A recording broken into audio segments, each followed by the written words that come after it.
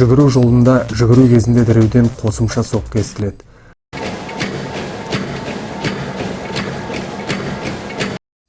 Жол орнықты емес немесе тегіс емес сияқты.